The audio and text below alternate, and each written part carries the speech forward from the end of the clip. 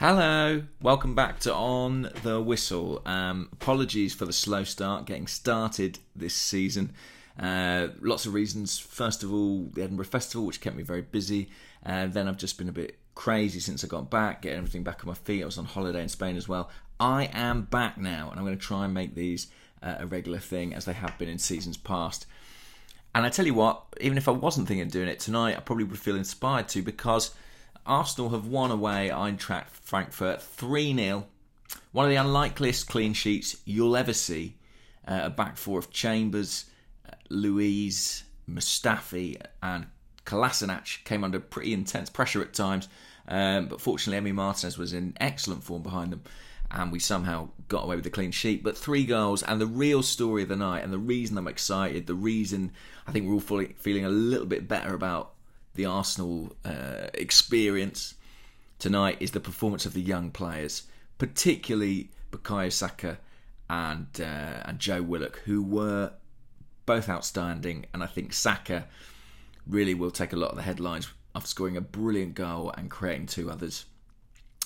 I mean, he just has it. Certain young players, you see them and you can go, oh yeah, maybe. But with Saka, as soon as he gets on the ball, he's looking to make things happen. He's so dynamic. And he has been ever since we first saw glimpses of him, really, as a 17-year-old.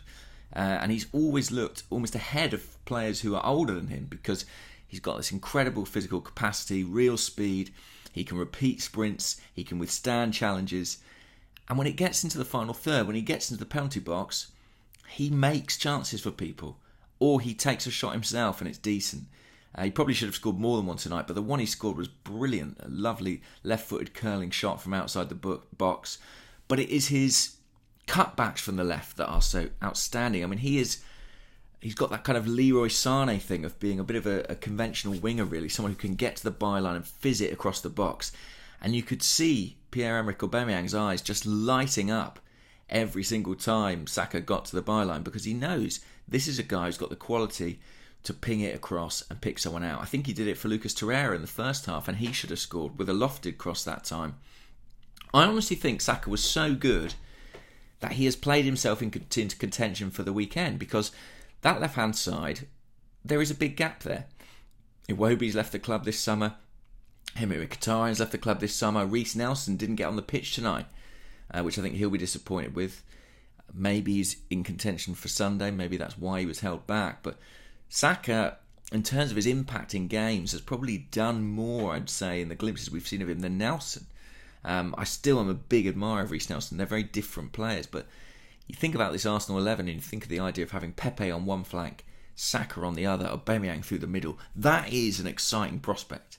And there are huge problems in this team, and the Watford game exposed a lot of those. And tonight did too. I mean, we were very ragged. This was a game, really, that was almost played without a midfield. It was end-to-end basketball stuff at times. And like I say, only a very good performance from Martinez and a bit of wayward finishing from Frankfurt, allowing us to keep that clean sheet. It's not even that the defenders played particularly poorly individually. I thought Mustafi was decent. Chambers struggled in the first half, but grew into that right-back role. It's not his best position, as we know.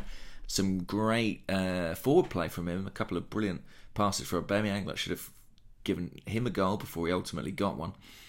But the structure of the team, it leaves a lot to be desired. I mean, it was a 4-2-3-1. I made it tonight, or a 4-3-3, depending on where you sort of put Joe Willock's starting position. Xhaka was the holding guy, Torreira bombing forward. And that is something that gets a lot of criticism, Emery's decision to play Torreira in a bit of a box-to-box role. But the thing is, he has the capacity to do it.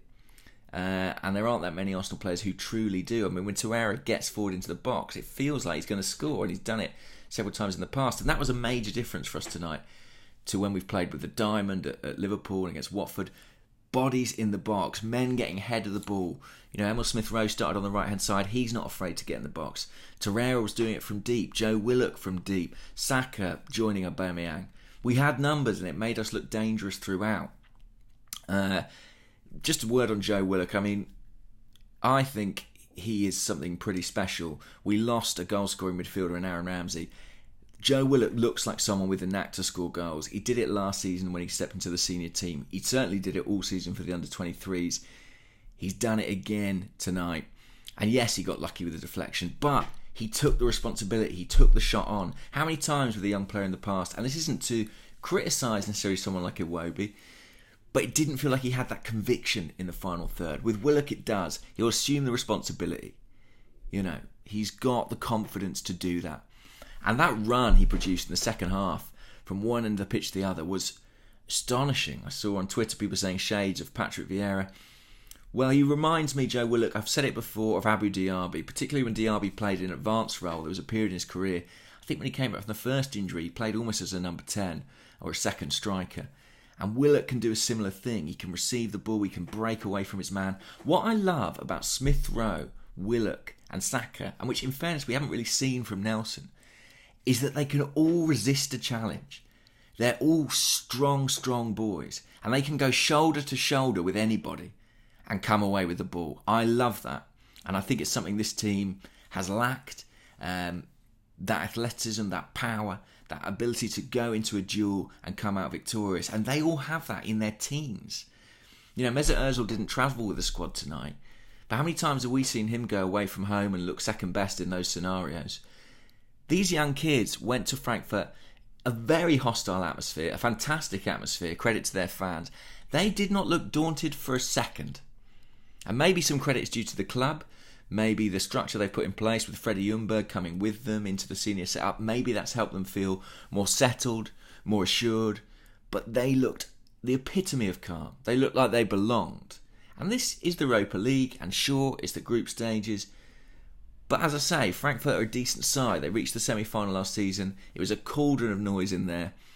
And they really acted like they owned the place. And I like that. Look, this was not a perfect performance. Defensively, we are still a mess. But I'm going to accentuate the positives tonight because this season, you know, I think we've got to look for them where we can. And the big positive at this club, I think, is these young players. It is such a good crop. You know, Maitland-Niles, all right, he's had his problems, but he's one of ours. Saka, Smith Rowe, Nelson, Nketiah, Willock, and I'm sure there are more behind that I'm not thinking of right now. Guendouzi. I know Emi Martinez is 27, sure, but he's an academy product, and he came back into the side tonight, and he looked like a mature goalkeeper. He looked like someone who, frankly, could give Bernd Leno a run for his money, because what I liked about Martinez was, well, I thought his decisions between going short and long were maybe more sensible. Maybe that's down to a change in instruction, in fairness from memory. I thought he looked very good under the high ball, very assured coming for crosses. He's 6'4", 6'5", very strong. And he holds the ball. He doesn't parry it back into danger too much. I thought it was a really good showing from him. And I think Leno's been excellent. I'm not knocking Leno, but to have two goalkeepers almost identical in age, there's a few months between them, is a good thing for this club. Yeah, the young players are the story tonight, and deservedly so. I don't think I'll be alone in hoping we see more of them against Aston Villa. The good news is, even if we don't, we've got the Carabao Cup the following Tuesday, but particularly Saka, Willock, they couldn't have done more to advance their case tonight. Very proud of them, proud of these young players. So we'll leave it there, but I'll speak to you again Sunday. Cheers, bye-bye.